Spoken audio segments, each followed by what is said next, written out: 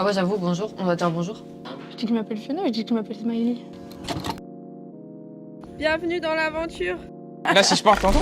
Bah oui, je vous entends. Ah, mais c'est du continu, genre? Tu crois que je vais laisser comme ça?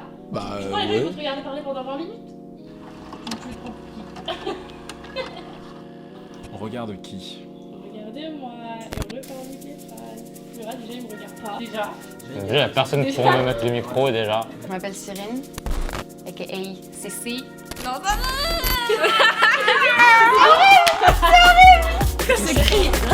Everything nice. Grass or hustle, I ain't gotta worry about the price. You ain't bought some juice, stop telling lies.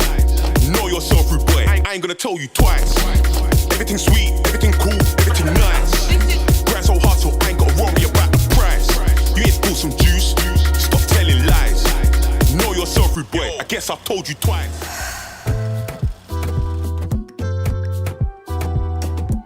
Alors moi je m'appelle Inès, j'ai 22 ans. Je m'appelle Jeannette, j'ai 21 ans. Emma, j'ai 23 ans. Zaza, j'ai 21 ans. Adrien. Noufal, j'ai 20 ans. Je m'appelle Saoussane, j'ai 19 ans. Lisa, j'ai 19 ans aussi. Sylvestre, j'ai 17 ans. J'avais pas un rapport plus fort que ça, j'allais au cinéma de temps en temps, j'ai pas une connaissance cinématographique de fou. Je connais pas les grands classiques, on va dire, français et tout.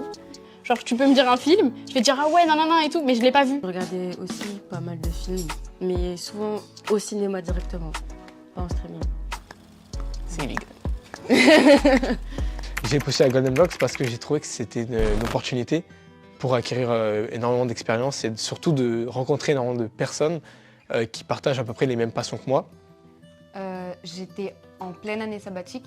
J'étais en période un peu creuse dans ma vie, genre j'avais un CDD mais il allait se finir. L'année sabbatique n'était pas du tout prévue, j'avais fait un BTS que j'avais pas du tout kiffé et tout.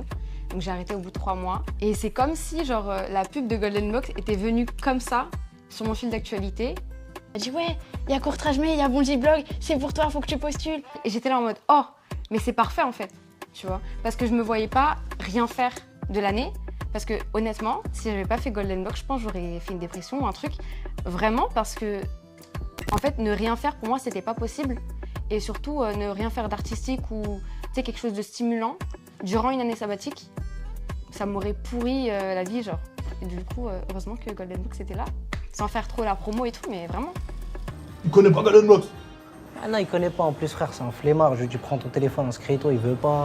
Tout le monde a écrit un petit peu une histoire qu'il voulait potentiellement raconter à l'image et après on a dû choisir un scénario. J'étais grave en mode faut que je défende mon projet, moi j'y crois et quand je suis partie voir tout le monde m'a dit ah franchement j'ai bien aimé ton idée mais je préfère l'idée de l'autre. Ça prenait de l'ampleur donc je me suis dit en vrai imagine il est pris, pourquoi pas. La victoire vient à Inès et le judoka. Et au final il n'a pas été pris. C'est en mode ah mais c'est moi. Mais je compte quand même le faire un jour, si tu peux. Bah. On était les scénaristes, voilà. Et une équipe de choc. Ouais. On a aidé Inès. Nous, on écrivait. Donc, on pouvait travailler 3-4 jours sur l'écriture du scénario. Et Noé, lui, il arrivait, il donnait pas forcément des idées en fait. Il pointait ce qui allait pas. Travail personnel en dehors, appel le soir, jusqu'à 4h du matin. Et ça, c'est pas une blague. Ce qui était le plus difficile, c'était d'être sûr d'être marrant. Parce que ça peut être drôle pour nous, mais pas pour tout le monde. Adrien, il a fait l'affiche du casting sur les réseaux. Ça a pas mal tourné et on a commencé à recevoir des candidatures. Et là, c'est stressant. Tu te dis, ah ouais, il y a vraiment quelque chose qui se prépare en fait. T'es personne et t'es là, tu viens juger des gens sur leur performance en tant qu'acteur. Faut mettre un peu son ego de côté, faut essayer d'être objectif au maximum et de penser au collectif et à ce que la personne va nous apporter tout simplement. Tu te poses pas de questions en fait. Tu te dis, je dois être à la hauteur et les gens sont là en face de nous. Enfin, je dois faire le taf quoi. J'ai trouvé ça super dur d'être elle parce que j'ai pas l'habitude de prendre des directives ou de commander des gens. Donc j'étais là en mode waouh, qu'est-ce qui se passe? Et j'étais limite genre paralysée et limite elle faisait tout et du coup je me sentais mal qu'elle faisait tout et du coup j'étais là en mode mais qu'est-ce qui se passe? Bon, en fait c'est trop intense, les gens ils se rendent pas compte. C'est intense. Quand t'es réel, t'as vraiment une grosse responsabilité. Tu dois gérer tout en même temps. Et du coup, heureusement que Jeffrey était là pour nous aider. Il y avait un chef d'orchestre, Jeffrey. Jeffrey, vraiment, il a géré ça. Pour Allez, diriger tout le monde en toutes place. les petites souris là, qui étaient sur le plateau.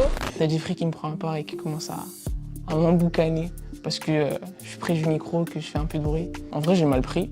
Vraiment, j'ai mal pris, donc j'ai boudé. Ouais, j'ai boudé. Le fait qu'on soit confronté à la réalité, genre on avait des idées de ouf, au début on voulait faire genre voilà les plans par scène, et en fait ils nous ont dit non mais en fait vous pouvez même pas faire la moitié de ce que vous voulez faire en fait, donc...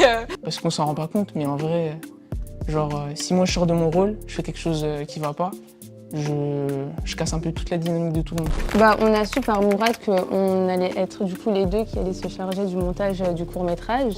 J'ai déjà fait du montage, mais pas de la fiction, donc moi c'était nouveau. Moi j'avais aussi un peu fait le montage, mais pas comme ça. Bon, on devait le faire en 1 semaine, au final, bah, on a resté 3 semaines quoi. On va revoir tout le temps la même chose, ça fait perdre de... Comment dire, Tu du prends pas recul, de- voilà, du coup exactement. en fait on voit la même chose mais on sait plus quoi y faire.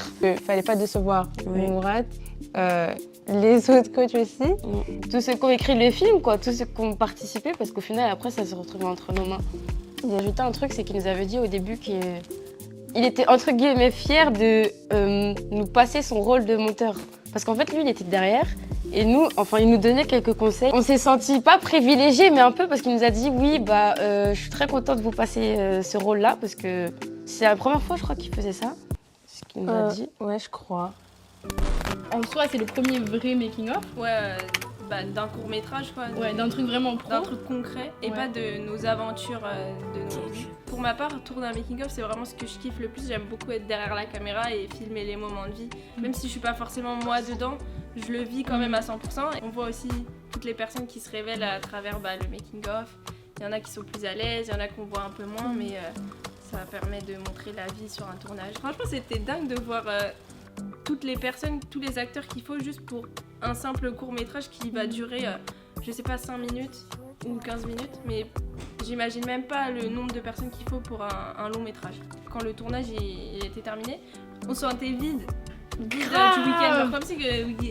La vie, elle a plus de sens après. Genre, c'est tellement intense que t'es en mode bon, bah, je fais quoi maintenant, genre c'est trop bizarre. En fait, c'est cool de travailler dans un environnement qui est passionnant avec des passionnés. Du coup, c'est vraiment ça, genre, puis t'apprends tellement de choses en tellement peu de temps. J'aurais jamais pensé un jour qu'une histoire que j'ai écrite serait réalisée parce que j'avais pas du tout dans mon champ de possibilités que je puisse réaliser un film. Le soir du premier jour du tournage, on s'est retrouvés tous ensemble et je sais pas comment expliquer, il y avait une sorte de énergie positive, on était tous dans l'entrain du film parce qu'on a tourné sur un week-end. C'est-à-dire qu'on était vraiment tous ensemble pour la même chose et moi ça m'a marqué quand même. Je pensais pas du tout faire partie d'une équipe de production et au final ça me plaît et j'aimerais donc devenir réalisateur. Ma vision du cinéma, elle a grave changé parce que je voyais grave ça comme un milieu... en vrai, je le vois toujours un peu comme ça, comme un milieu super fermé et où tu peux... Ouais, grave élitiste. Mais en fait, on peut faire des films avec n'importe quoi, n'importe quel matériel, n'importe... Ouais. Et j'ai trouvé ça super dur, mais tellement enrichissant, quelque part. Parce que ça t'apprend à être...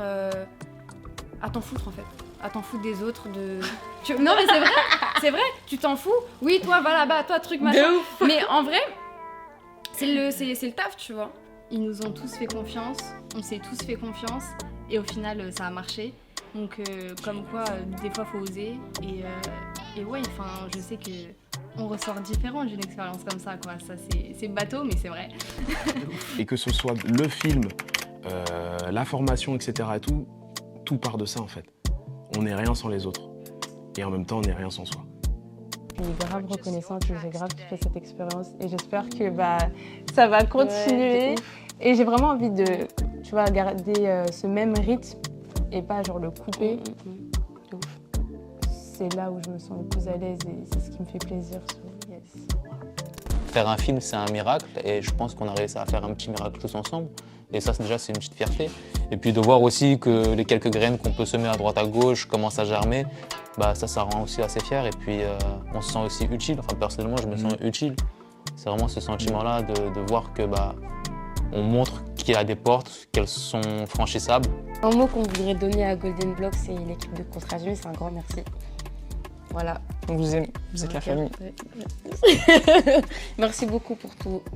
C'était juste fou, quoi. Donc merci de l'opportunité et j'espère vraiment qu'on pourra faire des choses ensemble à l'avenir. Franchement, je vous remercie et je pense que vraiment, si je deviens en tout cas réalisateur ou si je fais partie d'une équipe de production, je sais que je l'oublierai jamais. J'aurai toujours ça en tête. Donc, voilà.